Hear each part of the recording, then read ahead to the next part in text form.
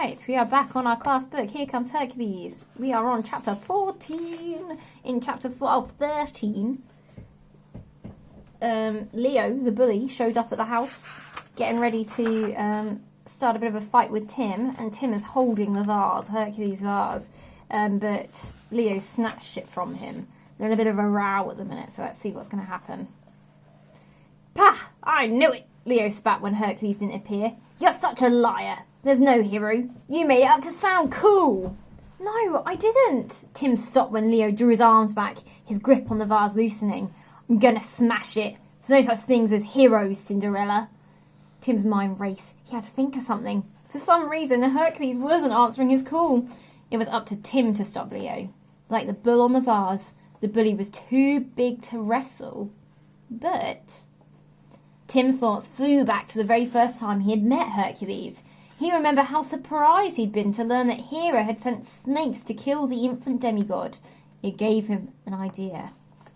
Then watch out for the snake, Tim cried, throwing up his hands. Leo's arms paused midair. What snake? A note of uncertainty entered his voice. In the vase, Tim said, struggling to keep his face straight.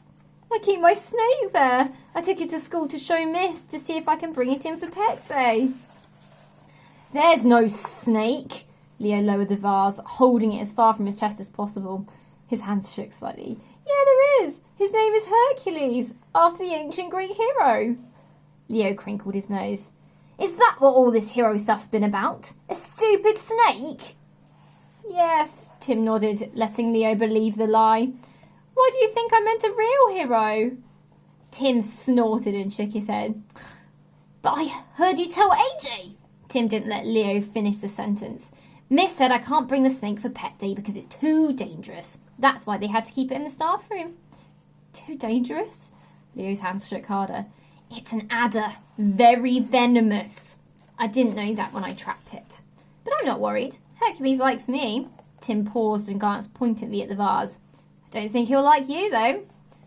You're making it up, Leo said, his face rigid with fear. Oh, yeah? Stick your hand in and see. You're weird, you know. You can keep your stupid snake. Leo put the vase carefully on the ground and backed away. Come near me again and I'll set my hero on you. Tim lunged towards Leo. Ah! Leo turned and fled. See if I can. You're still a loser. I'll fix you up later, he shouted as he ran, his cheeks wobbling with the effort. Tim wiped the sweat off his brow and took a deep breath. It had been a close call, but he'd made it. When his heart went back to normal, he picked up the vase and carried it inside. Hercules was still lying on the sofa, his eyes closed. Tim eased the vase back onto the mantelpiece. He cleared his throat. No luck then, Hercules said, opening one eye. You could not solve the cursed riddle, I can tell, because I'm still here. Tim shook his head. Thanks to Leo, he'd almost forgotten about the riddle. You? No, I guess we shall have to give up, he sighed gustily. Don't say that. We'll... Tim stopped. Someone had opened the front door and was walking down the hallway. It was too early for Mum to come home from work. Had something bad happened? Hi, darling. Mum breezed into the living room, a big smile lit up her face. Guess what? I'm not going to my second job today. I've taken the day off. Did she get fired? Hercules moaned. That's a bad day for everyone. Tim flapped his hand at him to be quiet. He knew it wasn't that. Mum looked too happy. I've been to see the publisher.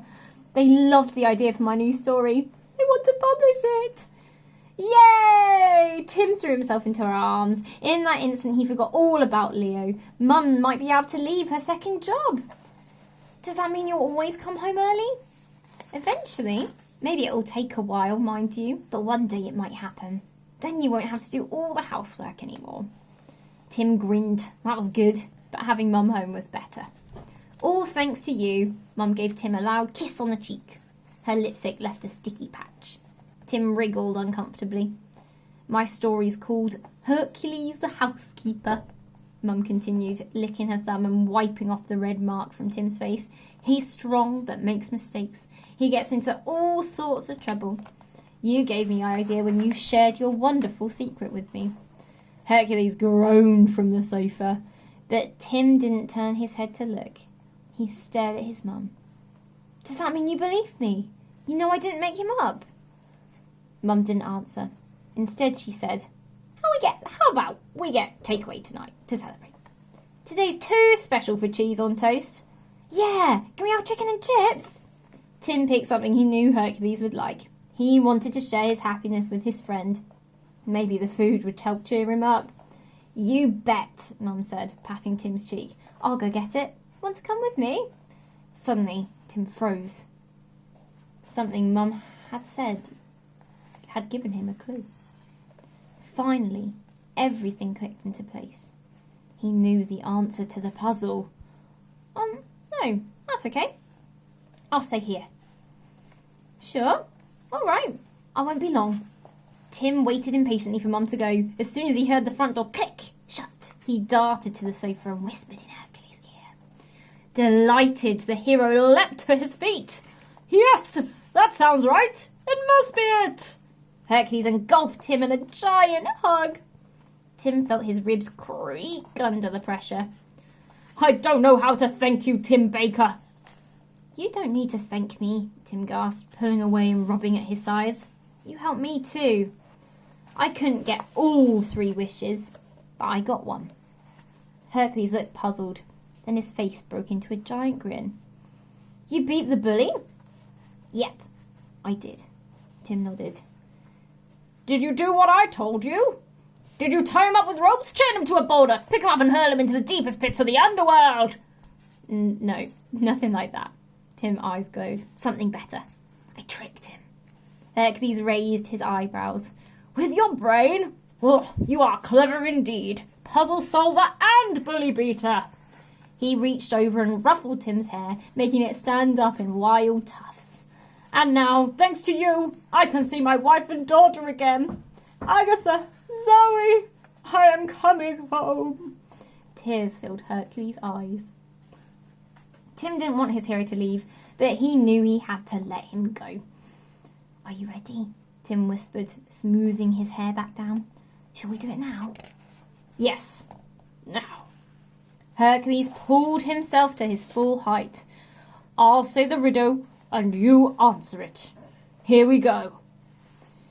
If you have me, you want to share me. If you share me, I won't exist. What am I? Tim smiled. He nodded once, twice. Then he spoke. A secret. Sparkles of golden light shone around the hero. It's working. I can feel it. Goodbye, Tim Baker. I will always remember you, my clever friend.